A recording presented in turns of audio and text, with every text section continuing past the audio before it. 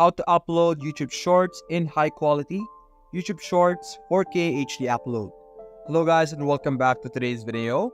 And I'm going to teach you the way for you to be able to have very high quality in your YouTube Shorts. Now as you can notice on our screen, we don't have YouTube or YouTube Shorts or a mobile phone on our screen, but we have CapCut over here. Now, when you try to upload or create a YouTube Short on YouTube, you don't really have a choice on what type of quality you will be able to upload. So what you need to do is to be able to have a high quality video already beforehand. So you need to do this method either on mobile because there's a mobile phone version of CapCut or a desktop version.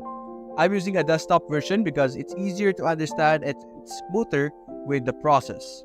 So first things first, get the video that you have that you want to upload as a YouTube Short. Change the ratio over here to mobile and do any modification, do any change that you need to do. And simply click on export over here on the top right and make sure that the resolution is on 4K. And if you want, you can even have 60 FPS over here.